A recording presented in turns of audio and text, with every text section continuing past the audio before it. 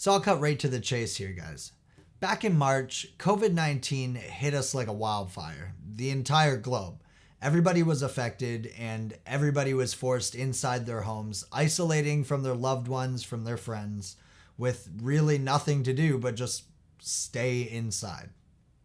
With this, online shopping saw record-breaking numbers, affecting manufacturing across almost every single category. Two categories that we really saw a boost in were sim racing and VR. So this got us thinking, why not do a little experiment with VR and sim racing combined, sort of a mad scientist combination, and see which peripheral comes out on top for your sim racing setup. So we're gonna do this test solely based off skill, what little driving skill I have, as opposed to basing it off of refresh rates and response times, because when it comes to sim racing, those things are pretty much negligible. You're watching SADES TV. Let's get into it.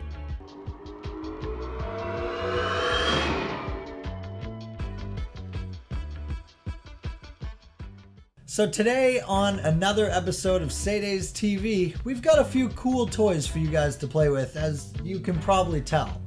So the biggest take home that we're looking for today in this whole mad scientist test here is, what is the more dominant peripheral when it comes to racing?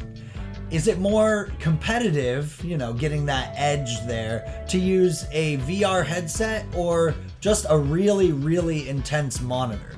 Obviously, the frame rate between the two isn't really something that we can compare, so when it comes to those kind of details, it's going to be a bit negligible as far as, comparing the VR headset, obviously, to a insanely jacked up monitor. But what kind of performance can you get out of both of those experiences when it comes to control and other sorts of things when driving? So we're not only going to be focusing on lap times, but also the accuracy at which I can take corners, compared to, keep in mind, how accurate I can take corners in a regular setting, so it might not be that accurate overall. But anyways, we're going to see if depth of field with a VR headset helps with things like cutting the apex and getting those really, really tight and close lap times going. Now, before we get started, I'm obviously no Tony Stewart or Michael Schumacher. I'm just another guinea pig for another one of these crazy crackpot ideas that we've come up with on STV. So try not to be too critical of my driving. We're just running a test here to see if I can find any improvement with different peripherals. Okay, so we're going to start off our test with the monitor test, and keep in mind for both these tests we're going to keep things really, really even, and they're both going to be in the cockpit view. So let's hop right into it, and I'll let you guys know kind of what I'm finding difficult as far as visuals go, what I think might be holding me back with the monitor.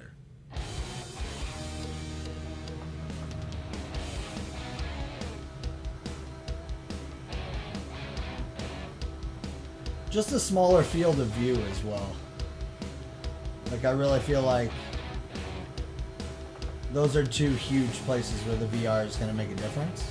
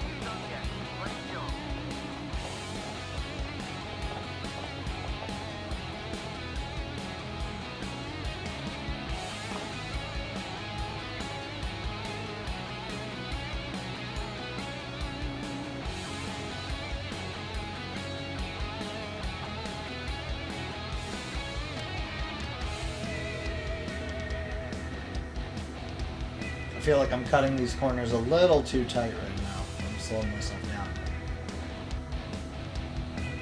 Something else that I'm finding kind of hard with the monitor, which is something that you might not fully understand if you don't play racing games or drive in real life, which is that you need to look where you're going and not where you are, which sounds kind of obvious, but a lot of people kind of look down the nose of the car, and you need to look further ahead to drive properly.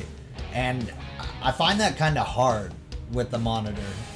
I find myself like, and again, this is the depth of field thing, I find myself just looking closer on the road rather than further up, which I think is making my reaction time not as, you know, doesn't give me as much time to react when I'm looking that close to the car. So that's worth noting.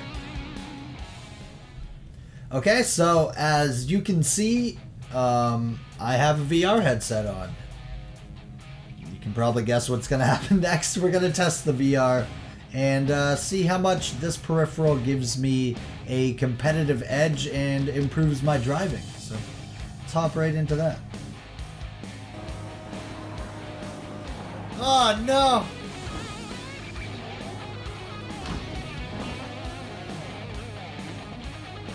I think we're fine. Suspension damage. Box if you need to. Nah, we're fine, dude.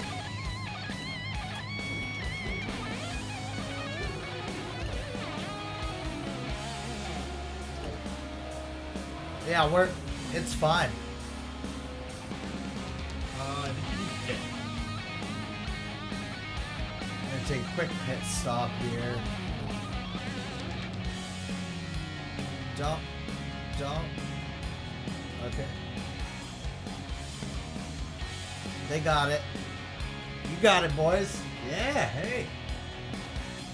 Good. What's going on? Are we done? We good? No, they got a lot to repair there. Okay. They don't look like they're doing much, that's all. Hey, Tony! Quit standing around, dude. Our repair time is going up very slowly. We're fine. They're halfway done. It's fine. God. That would help this pit stop go a little bit quicker if you guys played some music. Yeah, that guy's grilling me. Hey, dude! What are you looking at?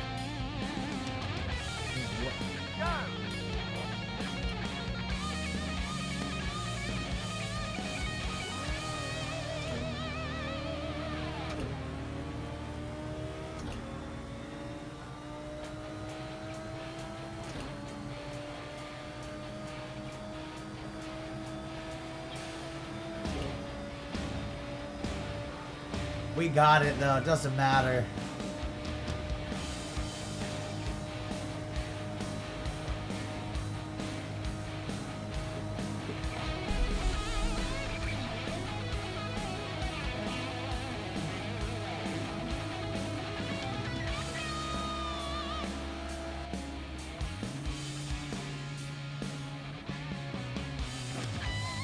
All right, we don't get to finish.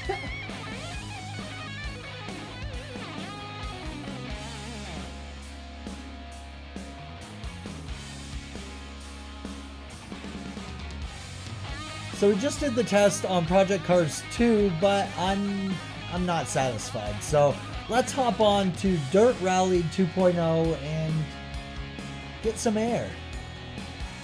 So now I'm in Dirt Rally! Alright, so hopping into Dirt Rally 2.0. Let's see if I can do better than I did in Project Cars. Again, starting with the monitor test, of course.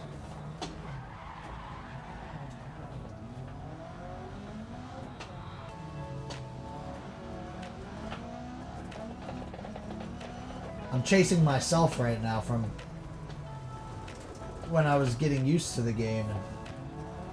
I did better then than I am now, which is a little bit concerning.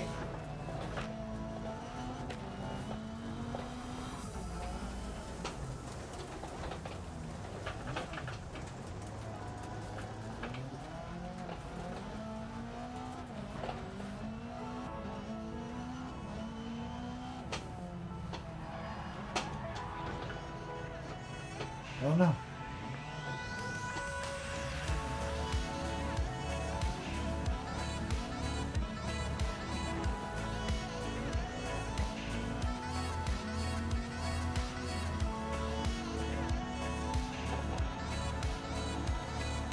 I think I popped a tire.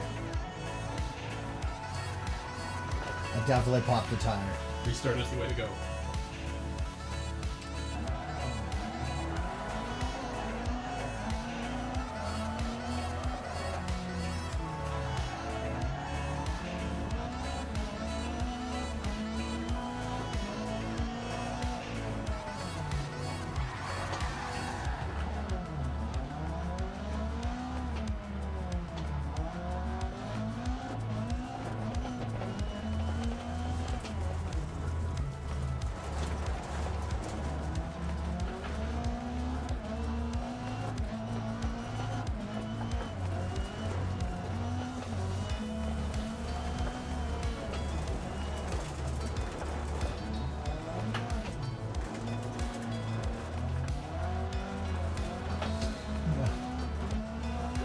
The counter steering has me thrown off so much.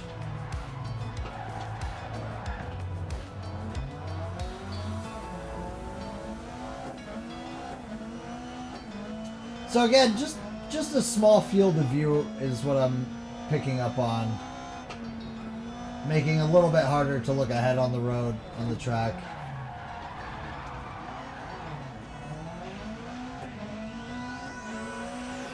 But what I thought would give me a big advantage with the VR in the last test actually proved to be like a negative, kind of, I guess. It caused me to crash, so...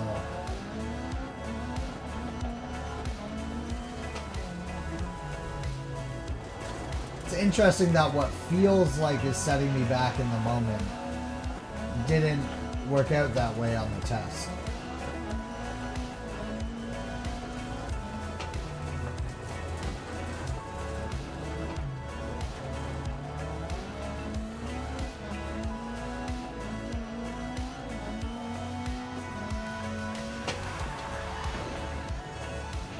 That was a hard crash. I'm gonna pop a tire again.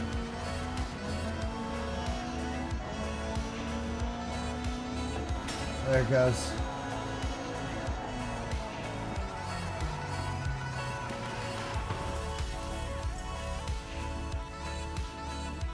And we're done. Damn.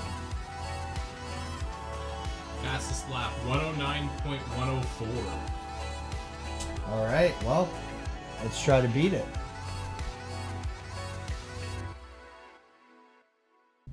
Alright. Here we go. That's me from my warm-up test. Thinks he's gonna do better than me, but I'm on to him. And his slick tricks. A little bit of a bump there, but we're doing alright. Yo, dude, wait up!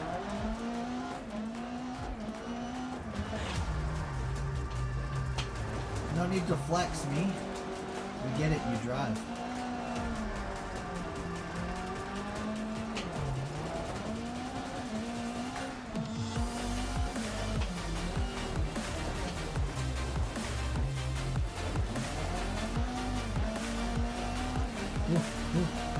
Little wobbly. We pulled ahead though.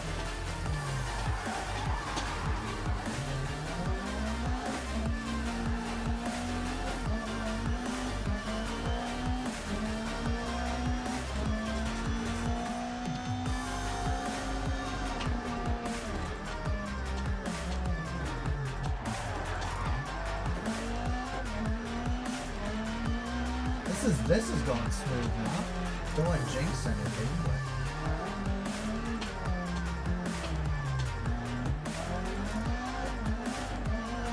Alright.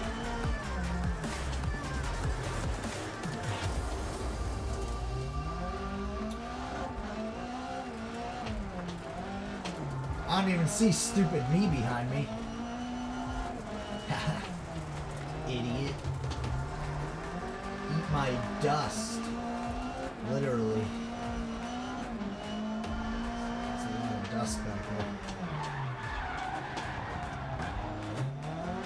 I braked a little too much. Is that me catching up to me? No way. See, that's the problem. Every time you do a good lap, you gotta do that much better.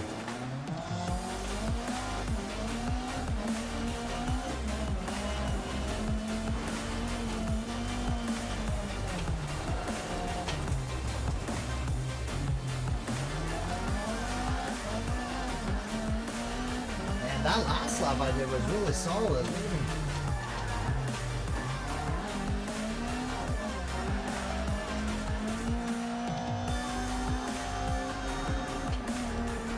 All right. And how did he do?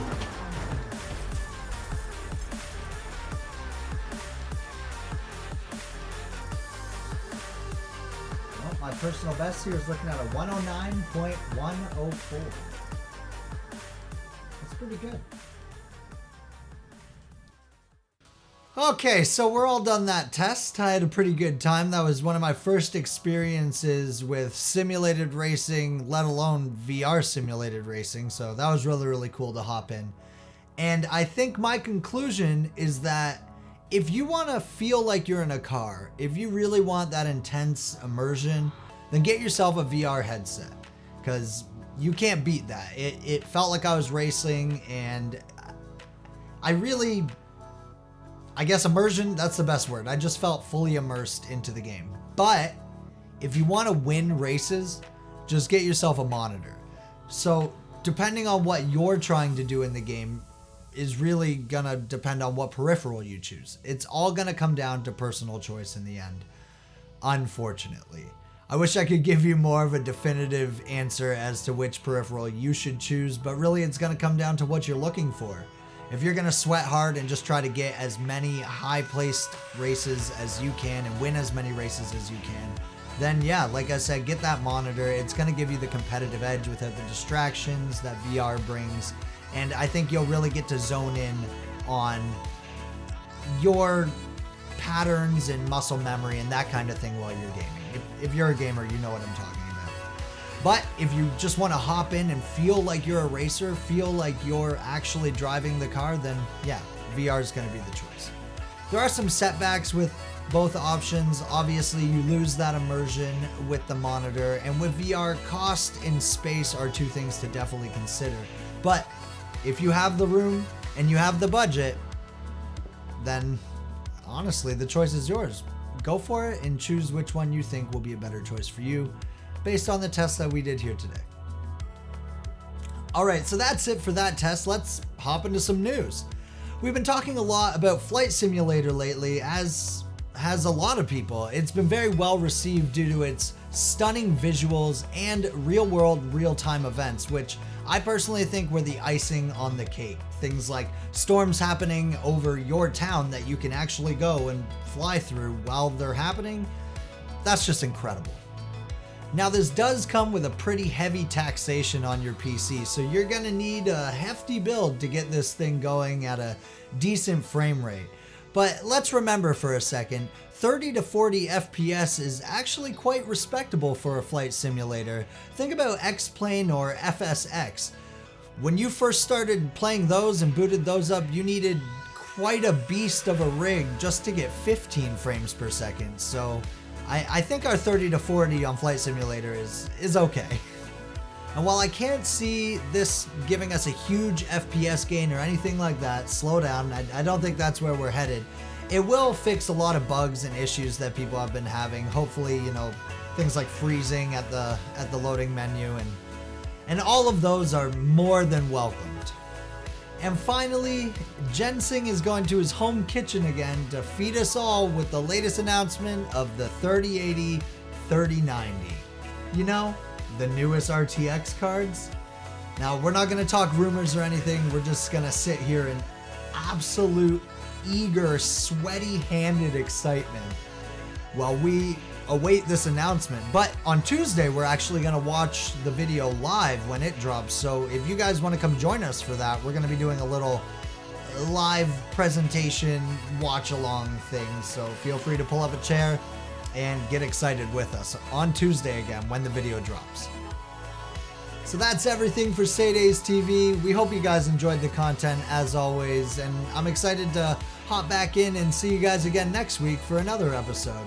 As always, I'm Matt. This has been SADES TV, growing together with gamers. We'll see you guys next week.